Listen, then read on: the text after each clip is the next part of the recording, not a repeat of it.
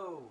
Haven't really thought too much about the structure of this video, but what I wanted to do for a while now is to talk about Vipassana, the free 10-day meditation retreat that I've been on twice now. So I'm just going to, I thought, I could do it as a guide, or I could do this or that, but what I'm just going to do is do it as if it was a conversation, and I'm just going to go through the relevant bits of information and insights that I got from it, and hopefully that'll be of help to maybe at least one person will get one bit of information that might help them, and that'll be enough. And even if nobody watches it, at least right now I'm talking about something that I did in the past. I'm getting it a little bit more maybe straighter in my head, or I'm at least bringing it into my current moment, so I'm going to reappreciate it probably a little bit more than I did, because it does tend to fade into the past like other things. So this is remembering my Vipassana retreats. What am I going to say? First of all, I learnt about it in 2010, and then I did my first one in 2015, and then I did my second one in 2017. So it took me 5 years to kind of build myself up to even think about doing it. There's only 2 places in England that you can do it. I've met people that do it. You can do it all over the world, so there's places everywhere to do it. Essentially, not essentially, like factually, actually, it's free. So you don't pay. You're not allowed to pay before you go on the your first ever retreat, and that is basically in light of the bigger surrounding picture, is that you're going there for 10 days, and it's an opportunity for somebody who works in the normal world to go and actually be like a renunciate, or a monk or a nun. So basically, if you're not paying, and this is kind of this is said, the guy that runs the courses, it's all videotaped from the 70s, because there was this one guy who spread the whole technique out of Burma. The cat is scratching. Luckily, she's scratching. He is scratching his scratching pole and not the sofa, so that's good. So it all spread out of, well, it came from India, and it was it's all in the history, but they're saying it's the Buddhist, what the Buddha did, and then it all got wiped out when Buddhism got kind of nearly wiped out in India, and this little strain over in Burma carried on in this one little village. And this guy was like a international businessman. He had bad migraines, went all over the world looking at specialists, and then somebody in this little village was like, yo, check this guy out. He did the 10 days, and it changed everything. He took that technique and spread it out over the world. And I'm not going to lie and say it's all very, basically, he is a badass businessman. He's got an amazing model. It works, and I'm proud to be a part of it. It's not culty. It's not, obviously there's so many people that do it that you get somebody who's like, oh, I love it. And you get other people that are like, yeah, it works. And you get other people that are like, it wasn't for me. So like everything, you need to go and test it. And my hope is that this video will give you a little bit more insight into what it is. So this guy spread this technique, and you've got basically videos, and you watch a video of him telling you what the technique is, and that evolves over the 10 days. And you also hear him at other times in the day in audio recordings. So it's free, and that's because you can't complain if it's free. You're basically going there and you're a beggar, so you can't pay for the food because you get what you're given. Luckily, in the one that I went to, the food was really, really good, and there was enough of it. You'll soon find out that you don't need to eat that much food when you're meditating for, let me tell you, you're meditating for 10 hours a day. Okay, so that means you're sitting for 10 hours a day.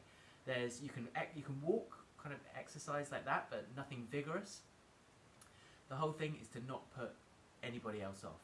You're not allowed to talk. You're not allowed to have any kind of social contact with anyone. You can talk to the teachers, but that's it.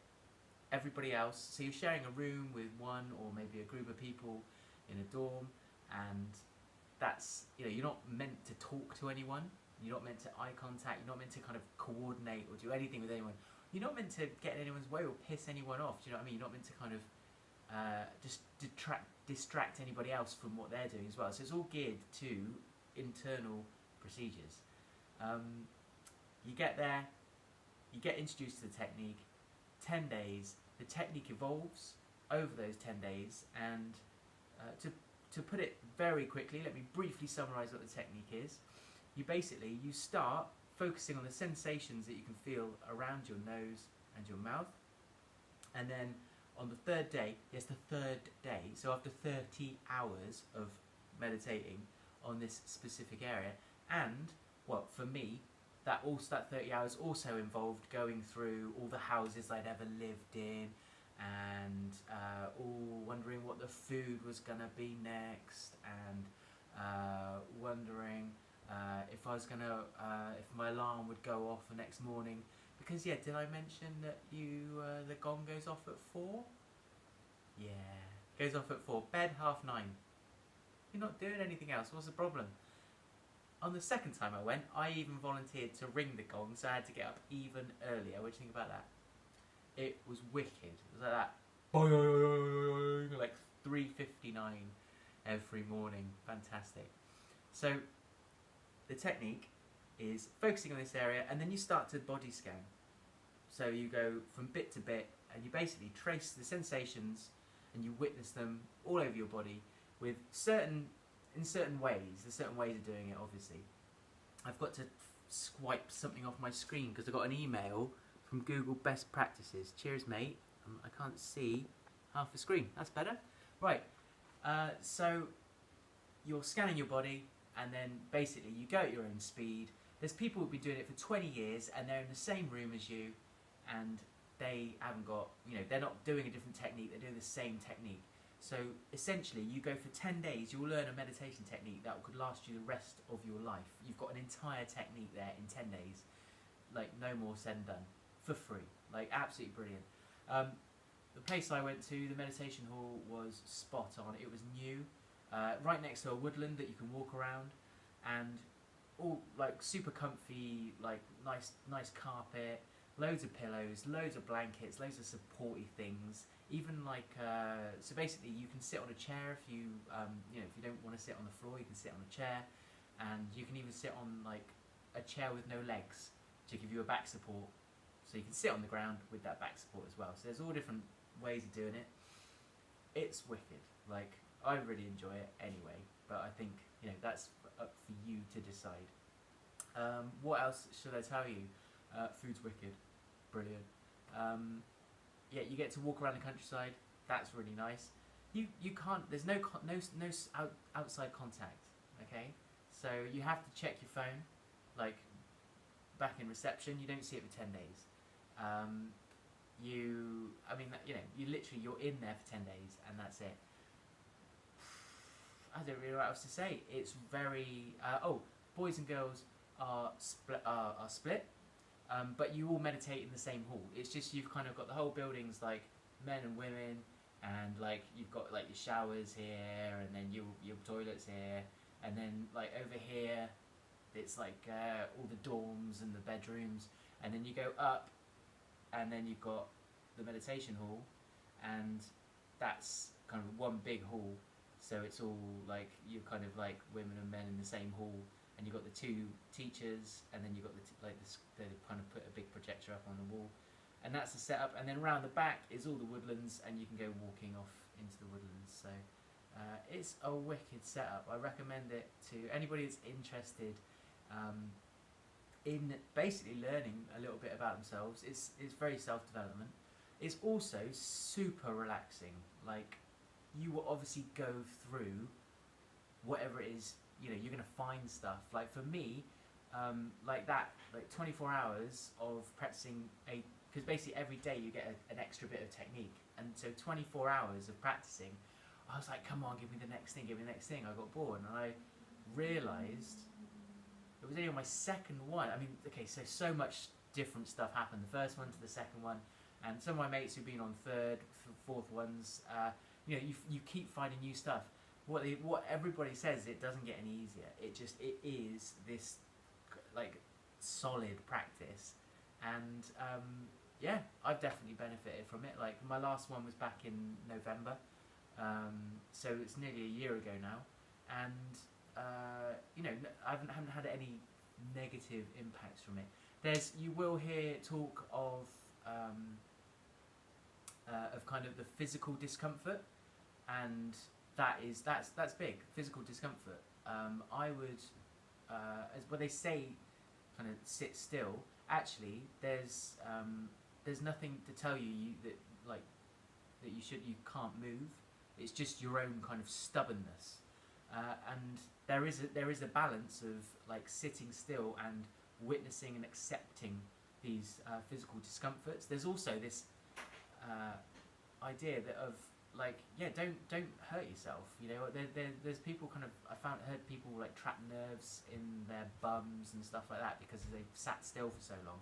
So for me, it was after I did it. You know, I was really, you know, I was really stiff.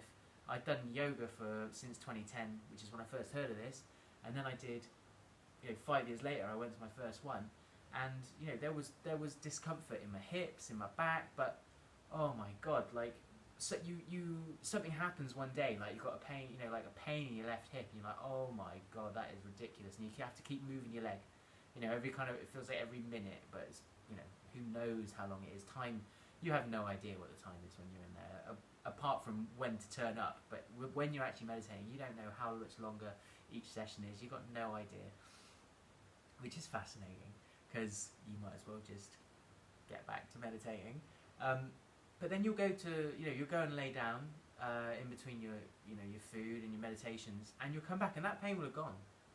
And then maybe another time you'll get like a discomfort somewhere else, and it will take over your mind. You're like, I can't, you know, you're meant to be scanning the rest of your body, but you keep going back to it, and then that will go, and then it's like the whole thing is this, you know, this kind of everything's moving, everything's continuing, and it's really nice to be able to actually cut out all of the external world, you know, that's going on around you, go into this place, become a hermit, and actually be able to focus on a really obvious part of the world. You know, time changes, everything changes, we all know that, but to actually focus on it and kind of get into the details of how your body and how your mind changes over time, then when you go back into the world, you know yourself better. So it kind of makes sense in that way. I like the way I put that. I'd never really thought of it like that. Good one. There was one other thing that I thought I was going to bring up before I finish this, which was not very important.